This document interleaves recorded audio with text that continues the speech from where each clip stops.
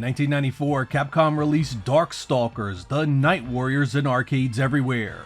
This one-on-one fighter was meant to capture the same fanfare that had driven the popularity of Street Fighter II, and that was evident from the moment you threw your first fireball and executed your first throw. This gameplay was a carbon copy of much of the stuff you knew and loved about Street Fighter, but with a few big twists that I really enjoyed. You could air block, and the amount of special and super combos were expanded, and it was absolutely gorgeous. Capcom harnessed the power of the CPS2 arcade board that painted a fantastic picture of smooth animation and highly detailed backgrounds. The story was your typical entry-level arcade fare, but it set up a great villain that intended to conquer Earth and rob it of its life precious. It did well for Capcom sales-wise, and they went on to develop a sequel that was released in 1995. And that sequel is the subject of today's video. We will talk a bit about the arcade version of Night Warriors Darkstalkers Revenge, and then see how well it came home to the Sega Saturn. Was this pre-RAM cartridge release worth a look? Let's find out.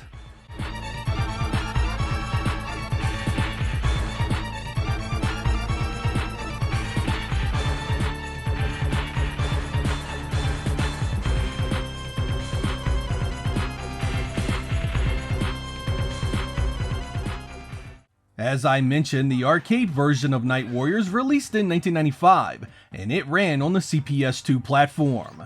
The Saturn port showed up just 11 months later, and while many consider it a sequel, it's more of an upgrade to the first game, kinda like Super Street Fighter 2 was to Hyper Fighting. It has a few new fighters and moves, but the bulk of the story content is identical, including the endings. The biggest changes are to the special gauge and the addition of chain combos. You can now store multiple special bars to use as you see fit. That special gauge uses two different kinds of attacks. The first are your ES moves. These are more powerful versions of your specials and only consume part of your special gauge. They cause more damage, hit more times, and knock you down. Your EX moves are dedicated supers that differ from all your other attacks. They are very powerful and take entire special bars to pull off. Chain combos allow you to start with a weak attack and move to a stronger attack to set up combos.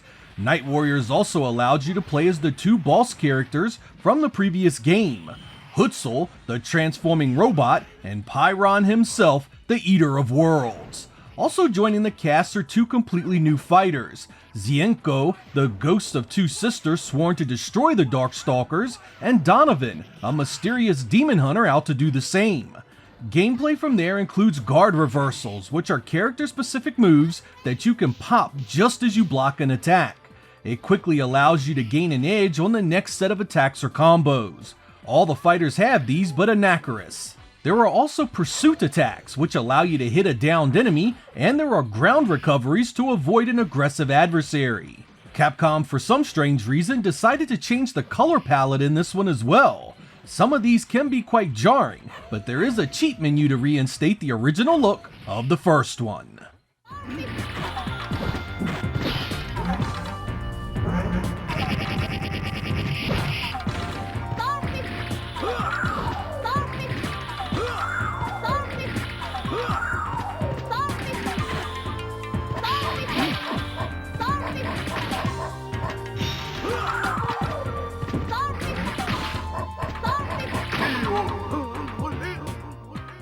The Saturn was the only console to get a home version of Night Warriors back then, and it was a massive undertaking to port this to the CD-ROM based console. Night Warriors had been a huge arcade game, coming in at roughly 550 megabits. The Saturn had a fraction of that in RAM, and since this was before the RAM expansion carts, Capcom had their work cut out for them. Fortunately, they were up to the task, and Night Warriors is a beauty on the Saturn. Resolution differences mean the Saturn has a slightly stretched look to the sprites, and there are of course the expected cuts to animation, particularly on the larger characters, but overall this couldn't have been much better than it is on the base hardware. The color, the size of the fighters, and the details in the backgrounds means this is a nice approximation of the arcade original. As you can see on the screen, I have given you a side-by-side so you can see just how very nice this is on Sega's 5th gen console. The arcade itself was quite something to see, and was easily one of the prettiest two-dimensional games available. I loved how the backgrounds paired with each fighter. Often you would see animation there that crushed most other fighters' main cast. And the variety is really impressive. Each stage captures the essence of the fighter it's attached to, and really sets a tone that sets it apart from something like Street Fighter. I could go on, but you get the point. Night Warriors was a great looking arcade release, and outside of some lost animation frames, the Saturn port did an excellent job in the conversion.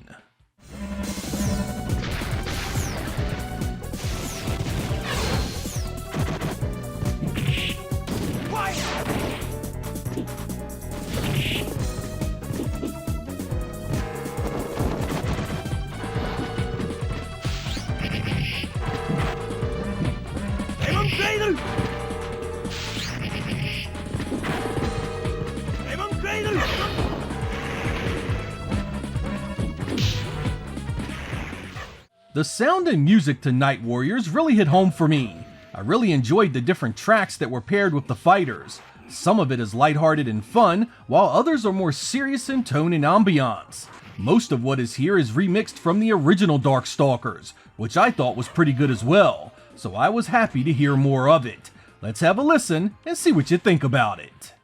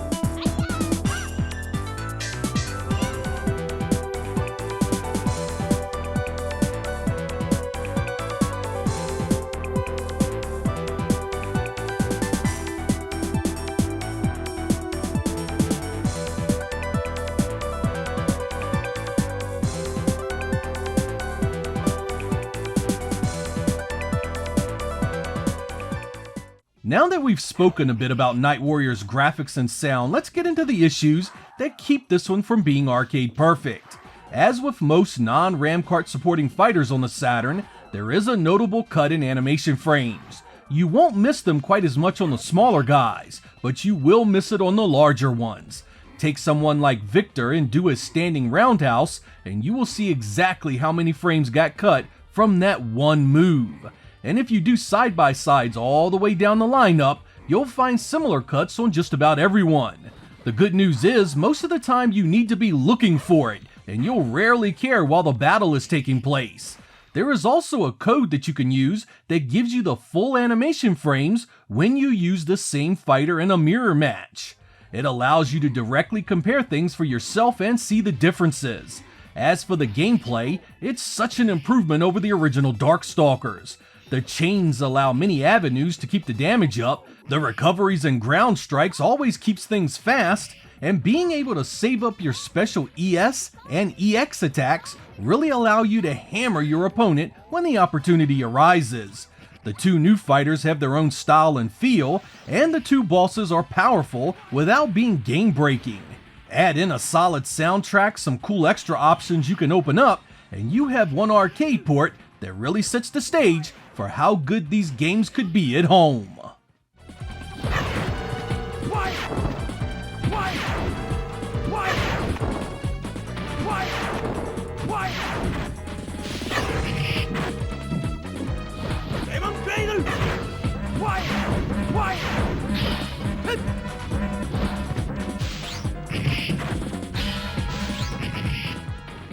As with most Capcom fighters, there were some naming shenanigans with Night Warriors. In Japan, it was called Vampire Hunter, and there were a few fighters with different names.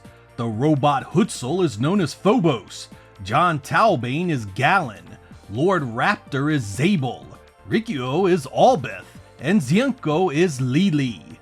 It was also quite popular among the gaming publications of the time. I've never seen a bad review of this, and even the most critical hater of 2D games at the time had to admit it was well done. You have to keep in mind that when this was released, it was still very early in the Capcom fighting lineup on the Saturn. This was right after the first Street Fighter Alpha, and it was a massive upgrade over that title in visuals and art design. While later releases would come home to other consoles a lot later, this remained Saturn exclusive for quite some time.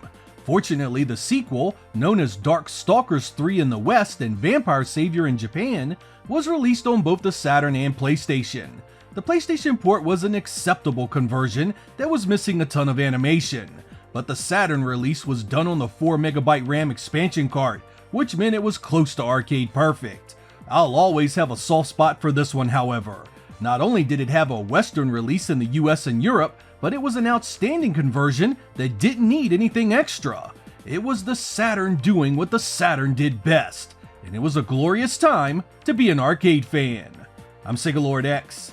Thank you guys for watching, and I will catch you next time.